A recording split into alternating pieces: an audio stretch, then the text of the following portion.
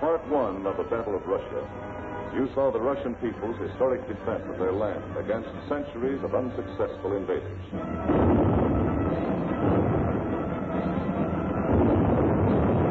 You also saw how after 5.5 months of Nazi blitz, the Russians stopped Hitler at the very gates of Moscow, and how, in spite of Hitler's prediction that by December of 1941, the swastika would fly over the Kremlin towers. December had come, but it wasn't the swastika that flew over the Russian capital, and it wasn't the Nazi conquerors who marched through the streets of the ancient city, but fresh reserves of the Red Army on their way to reinforce and relieve the front line.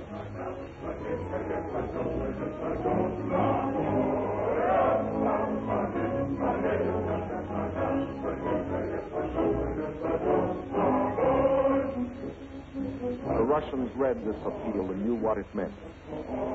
They remembered that in their past history, the time always came when they could turn and strike back. The time had come. Their old ally, the Russian winter, had carpeted the Russian land.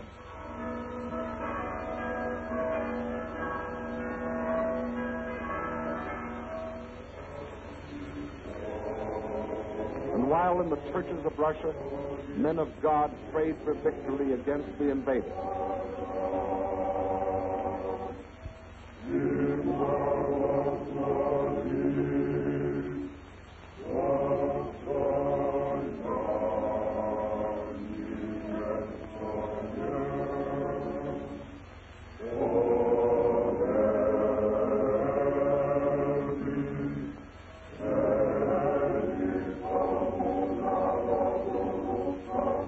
in the front lines, the men of the Red Army listened to the long-awaited order of the day.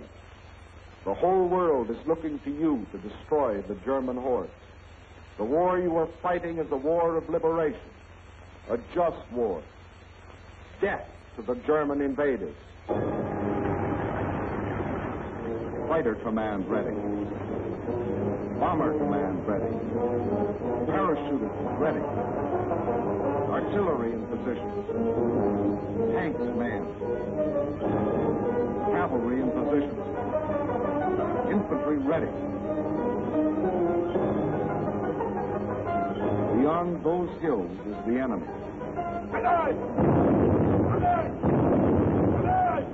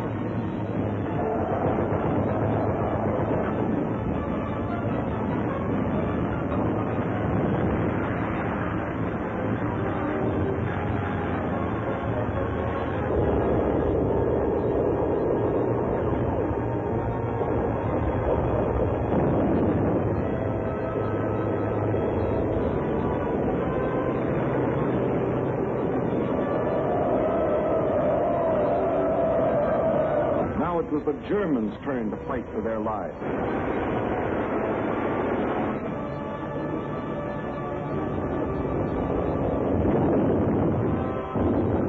Now, for the first time, it was the German army that retreated.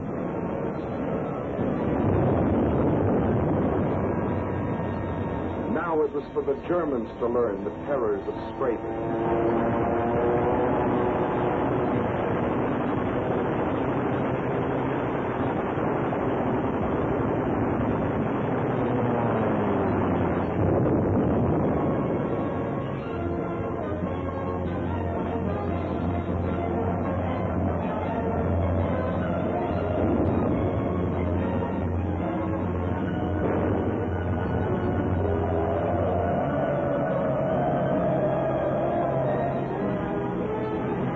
village after village, town after town, on the Red Army swept through the country which for days and weeks had been under the invaders' yoke.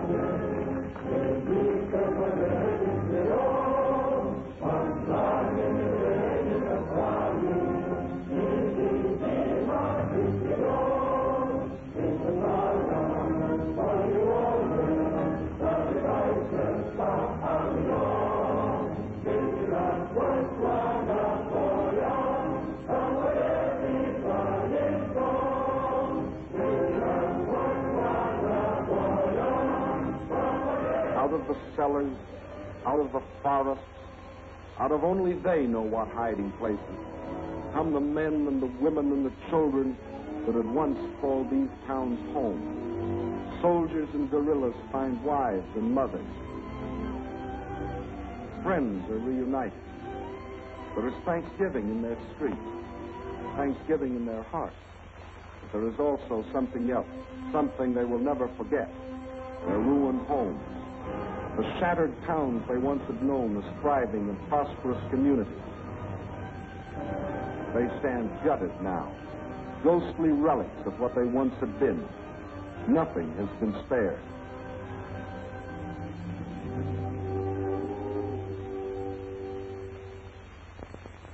This was a museum, the former home of Peter Tchaikovsky, a man who wrote music for Russia. Music that sought the heart of his own people. And because it found that heart, it found the hearts of people everywhere. This piano concerto.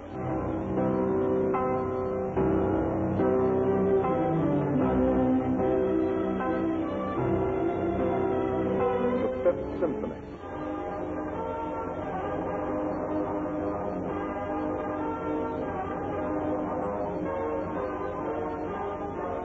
The Sixth Symphony.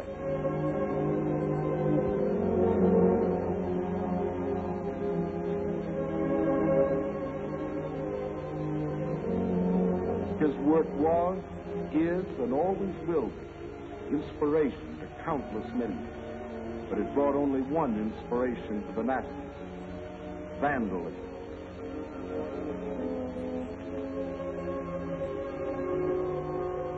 And this is the home of Leo Tolstoy, the author of the immortal novel, War and Peace. His home, too, was a museum, until the Germans came. No, these aren't dogs. These are children. Mass murder by orders of the High Command.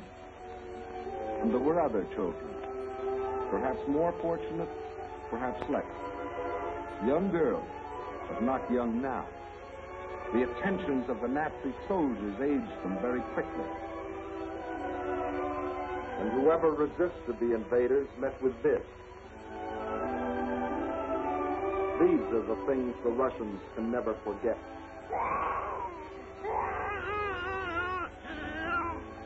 These are the things the Russians will never forget. These are the reasons why every Russian pledged his life to uphold this sacred oath.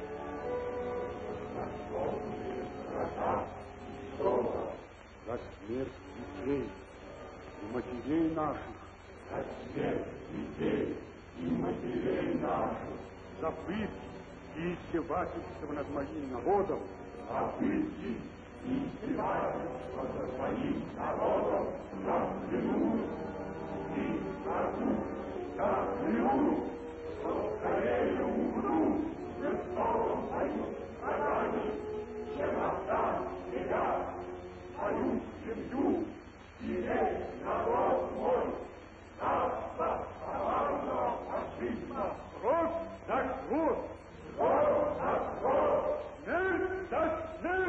Blood for blood, death for death.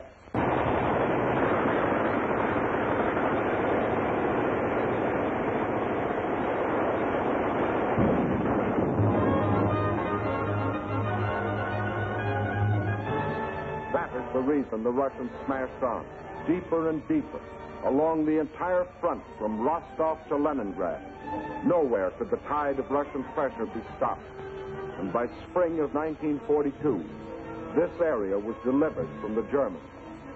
But this was not the important result.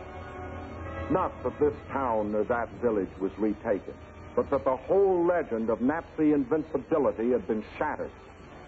German armies could retreat too. German armies could be defeated. German troops could be captured.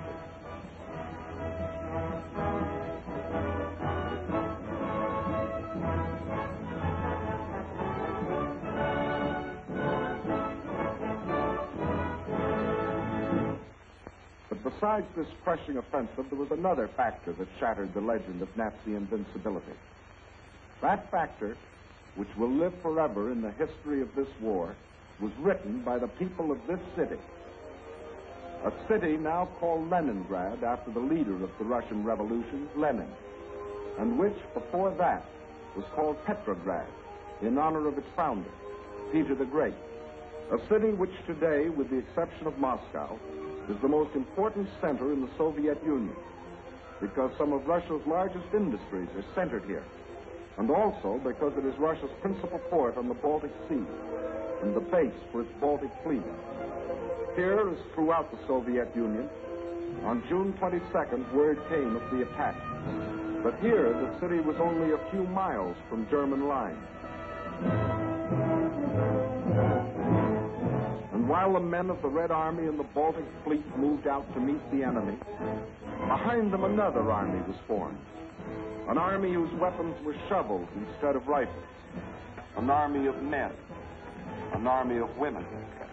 An army of children. Feverishly, they dug the trenches, threw up barricades, built defenses, prepared themselves for the worst. They knew that they, too, were in the front line. They weren't wrong.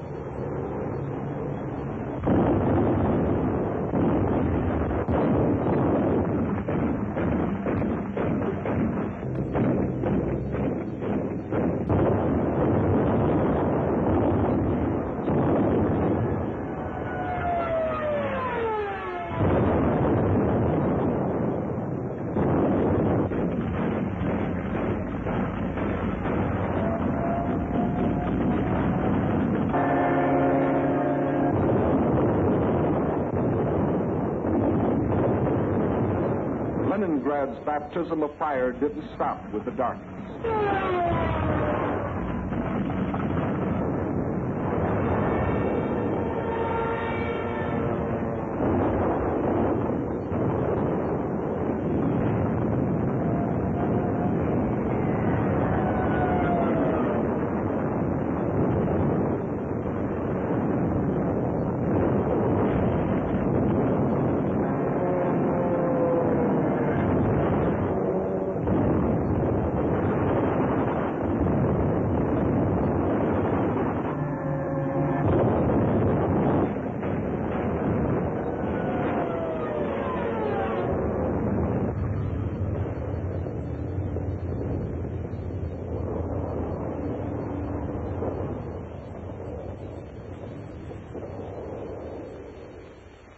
Finally, the morning comes, and the people of Leningrad dig themselves out from the ruins.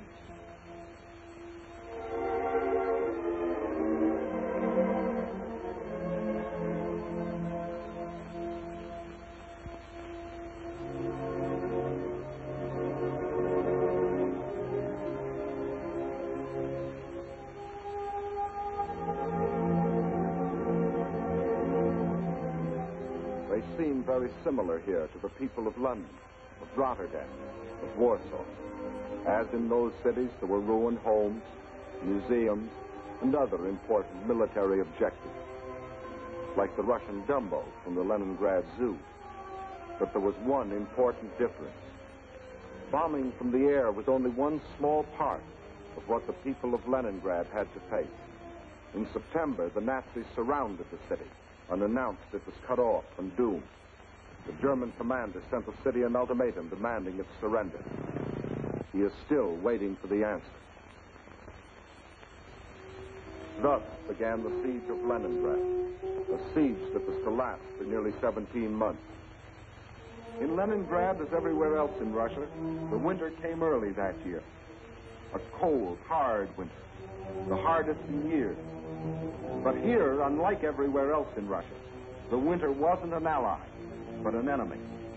Here, the 10, 20, 30 below zero temperatures could only mean more suffering, more hardship. In the trenches outside the city, trenches of snow and of ice, the defenders stuck firm to their oath, to die if necessary, but not to go backwards one more step. And the enemy, in spite of all its efforts, was stopped at the very gate of the city. A city now facing disease, famine, destitution. There was no oil for fuel, no power for the electric line, but the people defied the elements and trudged the necessary miles to lathe and workbench. The pipes froze, water was shut off, so they dug holes through the streets until they could get to water.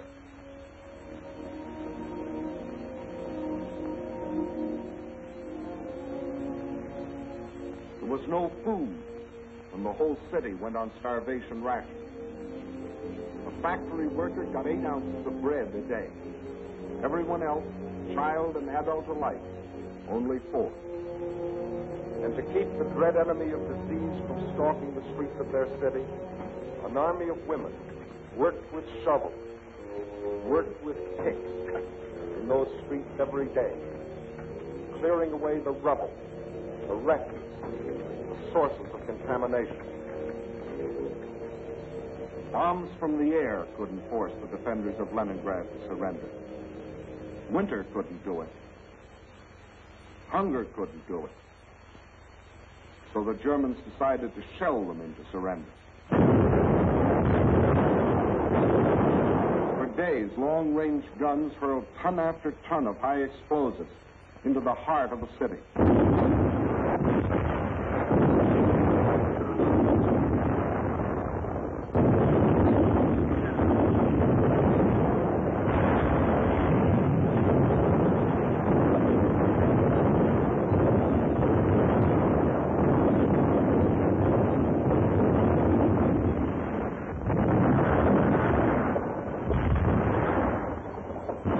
The more the people of Leningrad were shelled, the harder they worked.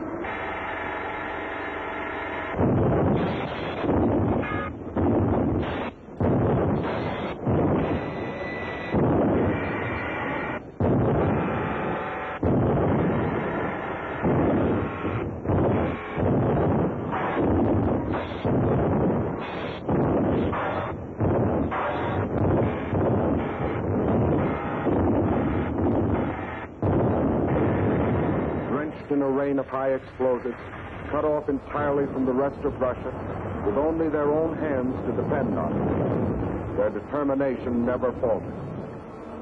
Every day, more people died. Cold, disease, hunger. This was Leningrad in its darkest hour. And then a miracle happened. To the west of Leningrad is the Baltic Sea, and to the east and north is Lake Ladoga, 7,000 square miles of inland water. The Finns and the Germans occupied one border of the lake to about this point, and in the south the Germans controlled the lake to here. Between these 2 points was a stretch of lakefront still in Russian hands, but there was nearly 100 miles between this shore and the beleaguered city. 100 miles of what had been open water and was now snow-covered ice.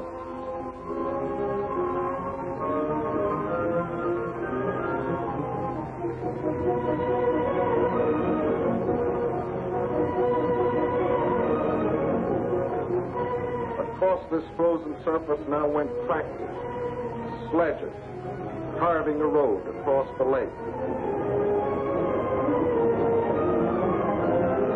And soon across this highway, from the far side of the lake, poured a stream of trucks, bringing in food, oil, grain, fuel, truckload after truckload of fresh life for the people of the city. Too late, the Germans discovered that they had left one avenue of rescue open.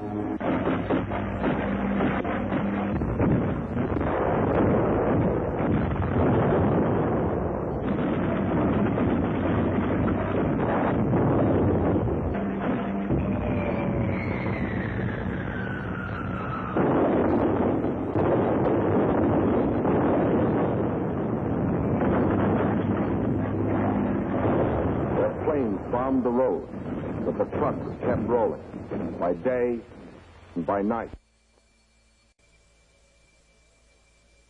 And soon more than trucks would reach the city, so the Russians were now laying a track across the ice.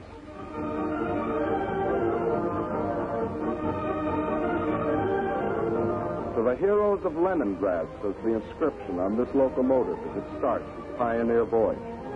From the far shore of the lake, it brings food, medicine, supplies of all kinds.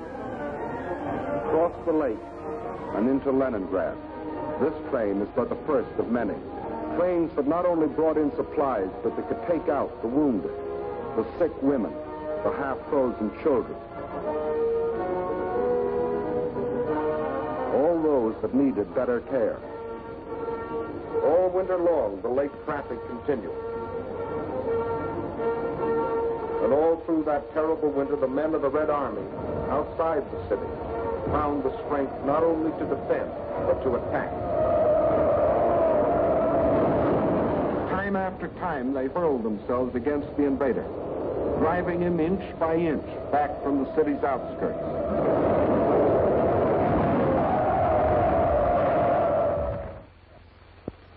And then spring came. Spring.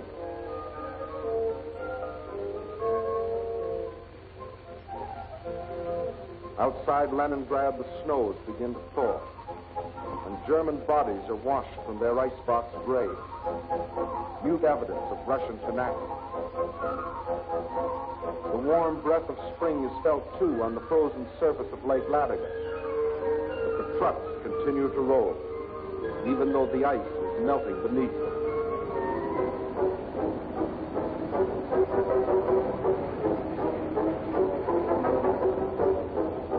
Spring, as it invariably does, comes to the city, too.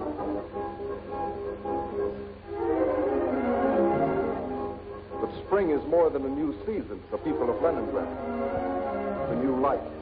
The city begins to breathe again. For the first time in months, the trolleys ran.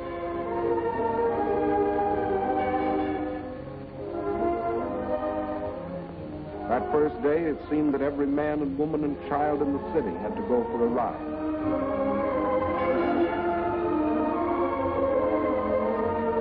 This was life again. Life for the Leningrad children that weren't killed by Nazi bombs or by the horrible winter. Life for the Russian WWII, the women of the Red Army. And for the Russian WWII, the women of the Red Fleet. And for the sailors of the fleet themselves, the artists of the famous ballet theater have come to offer entertainment.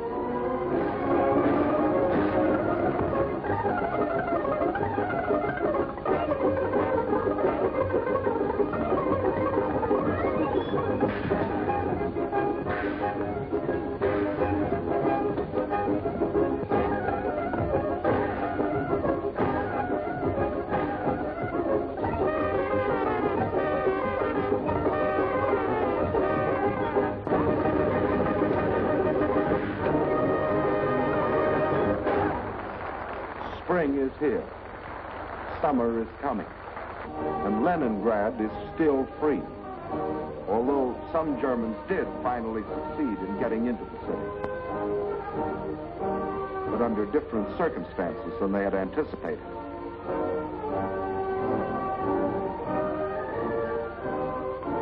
Yes, here too the legend of Nazi invincibility was shattered against the iron will and courage of a determined people.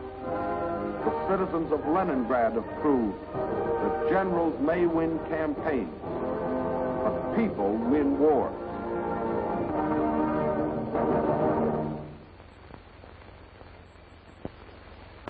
By summer of 1942, new posters were appearing in the streets of Moscow. Posters that greeted and welcomed their allies. Allies whose help was already arriving in Russian ports. Allies whose friendliness had sent drugs and food and warm clothing to help sustain them in their darkest hour. But in spite of all this, the staff of the Red Army knew that they still faced the most powerful enemy in history, and that that enemy would attack again. But when this attack came, the whole German strength was to be concentrated on one objective: the Caucasus and oil. The Caucasus Mountains represent one of the toughest military obstacles in the world. Towering peaks rising to heights of as much as 18,000 feet, with only one practical highway traversing them. And Baku, the biggest oil field, is on the other side. To reach Baku, the only feasible military route was along the coast to the Caspian Sea. But the map shows what a dangerously extended supply line this would entail. To make the operation a success for the Germans, the first necessity was control of the northern hub of the rail lines of the area and a new base of operations. That hub was the Volga River port we have come to know well, Stalingrad, named for Russia's present leader. The pride of this generation of Russians, for it was their city, built in their time. With the capture of Stalingrad, the Nazis would have a base from which to launch a flanking attack on Moscow. With one master stroke, the Russian armies to the south would be cut off from help.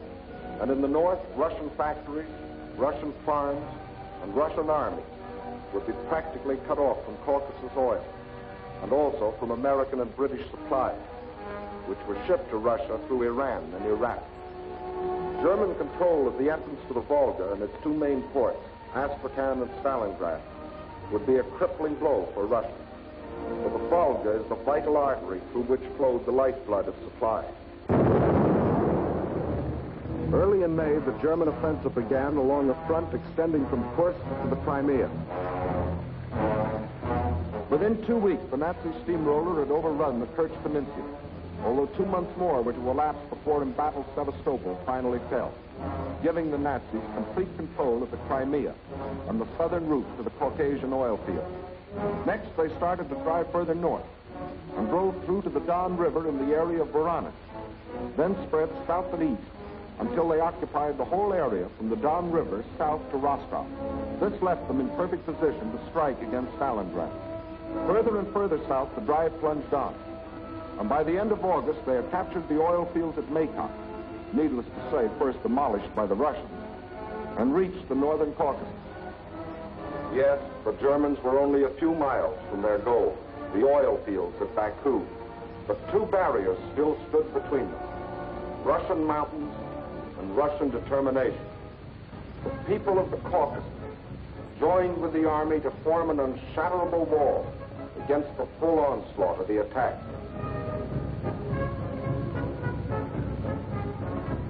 Further north, the Nazi pincers were within 15 miles of Stalingrad. This city had become the focal point of the whole campaign. Regardless of the cost, Stalingrad must be captured. Those with the German orders. Fire! Fire! German guns, German bombs shattered the city into pieces.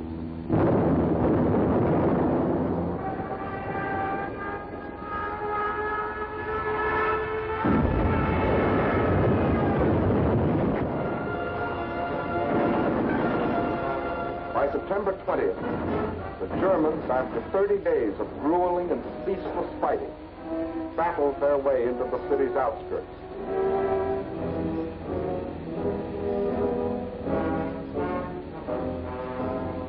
By the end of the month, their drive had carried them through the whole northwest section of the city and into occupation of part of the center, including the railroad station.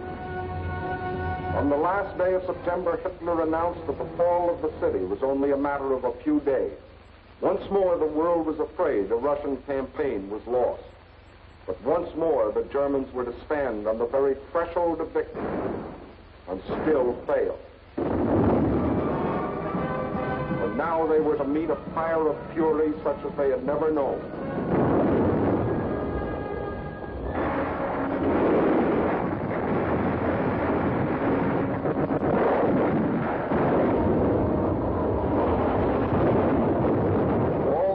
Before, the battles waged in the streets of Kiev, Rostov, Odessa, Sevastopol. These were all preludes to what happened in Stalingrad.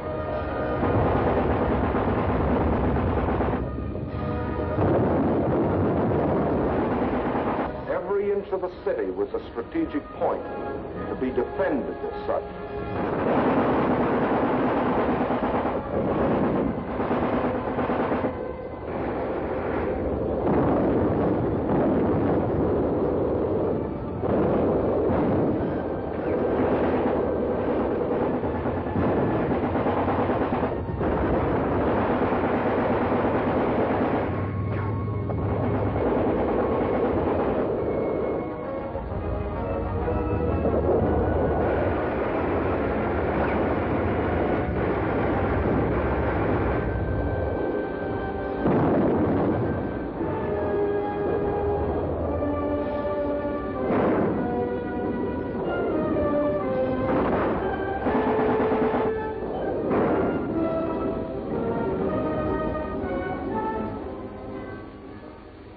By the end of October, snow covered Stalingrad.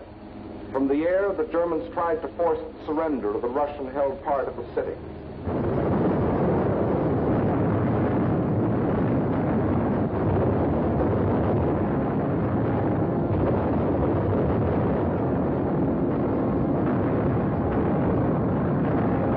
At the same time, the battle of the streets continued.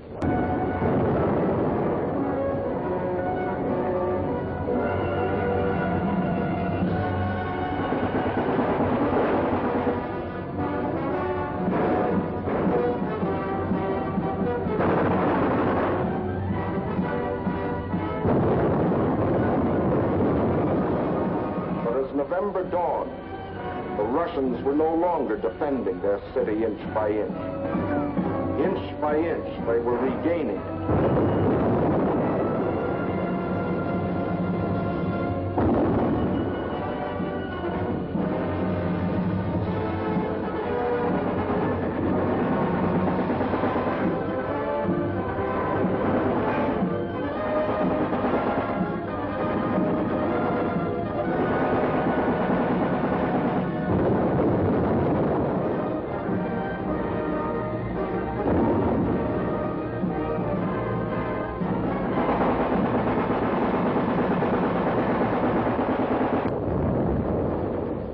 Now, as the whole world spoke in admiration of the city of steel, the ticker tape brought us breathtaking news.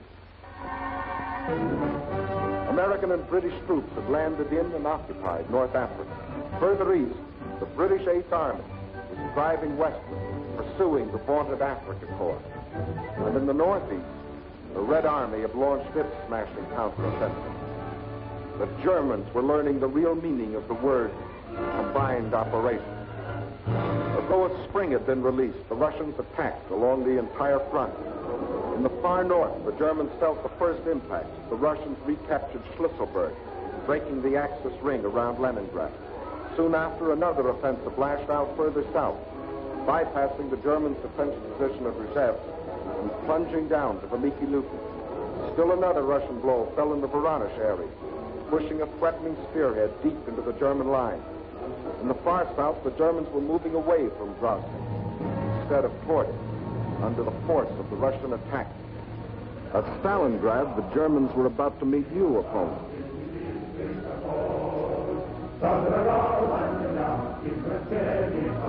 Fresh reserves were arriving from far Siberia. They had been stationed there in case of trouble with the Japanese. Now these troops had been transported to relieve the embattled defenders of Stalingrad.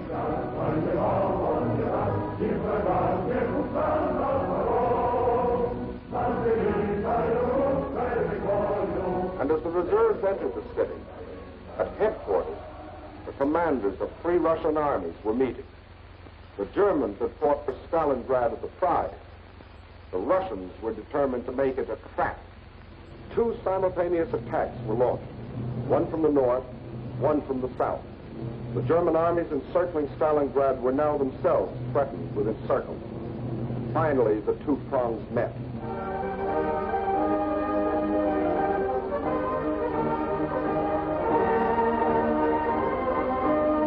These battle-hardened soldiers of the Northern Army and soldiers of the Southern were emotional as children as they greeted each other. They knew this meeting meant the salvation of Stalingrad and of their country.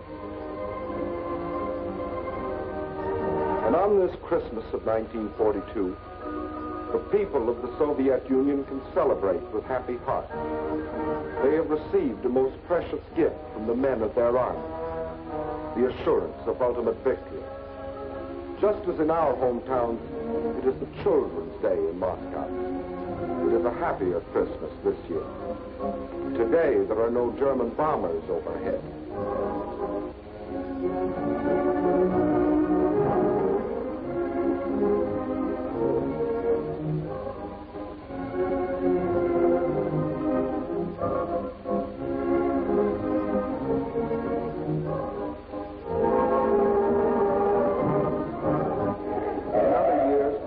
Like ourselves, celebrated on New Year's Eve, but not now. The factories are just as busy as on any other night. The moment comes. It is the New Year. С Новым годом!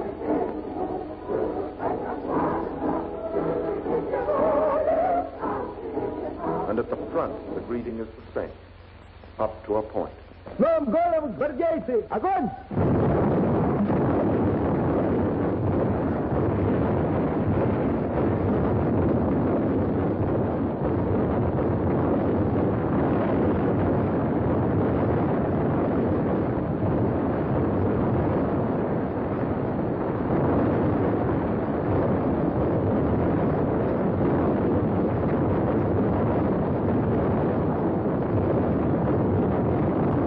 Outside Stalingrad, the icy winter becomes a fiery hell.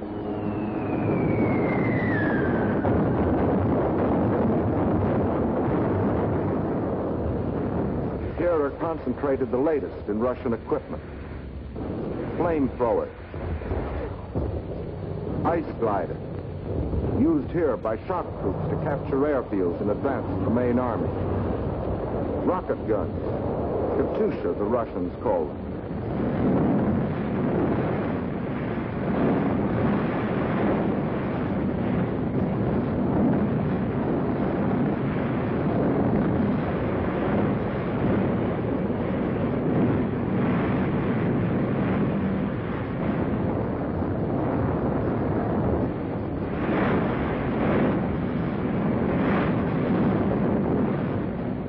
Every last resource of the Red Army was thrown into a crushing offense of ultimate destruction.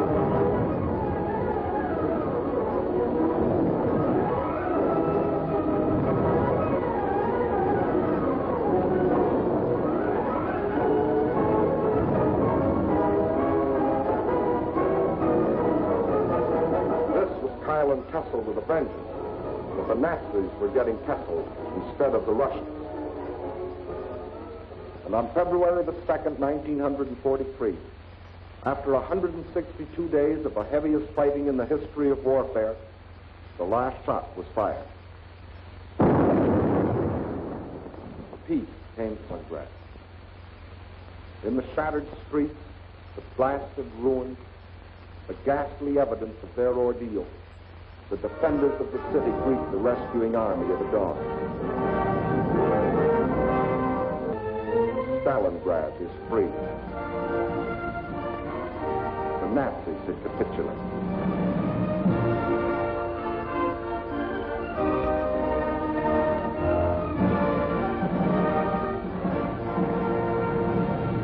The German generals who had been ordered by Hitler to take Stalingrad regardless of the cost, and who had obediently promised that the city would be his.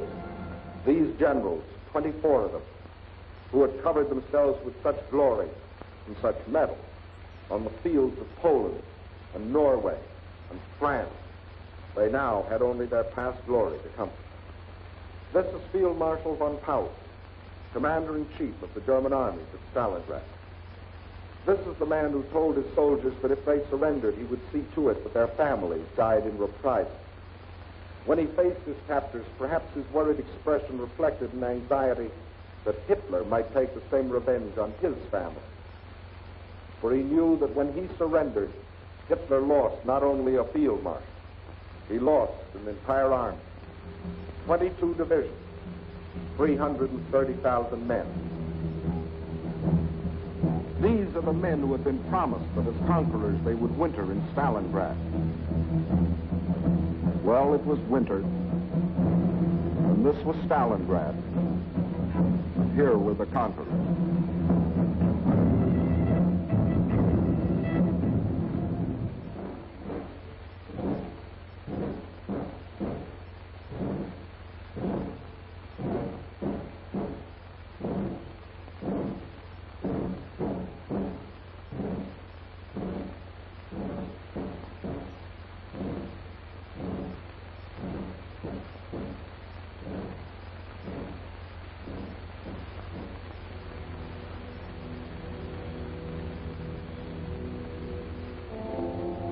And when another spring broke over the Russian countryside, the results of the winter were clear. The invader had been driven back far beyond the lines he had occupied a year earlier. 185,000 square miles of Russian land had been freed. And in this winter campaign of 1942, the Axis powers had lost 5,090 planes, 9,190 tanks, 20,360 guns, 30,705 machine guns, more than 500,000 rifles, 17 million shells, 128 million cartridges, vast stores of other materials, and 1,193,525 men, of whom 800,000 were dead. That is the story to date of the German attempt to conquer Russia. In 1941, they tried for Moscow and failed. In 1942, they tried for the Caucasus and failed. In 1943, and for as many more years as necessary, they will not only be resisted wherever their failing power strikes, but they will be attacked, and attacked by these united people of these united nations.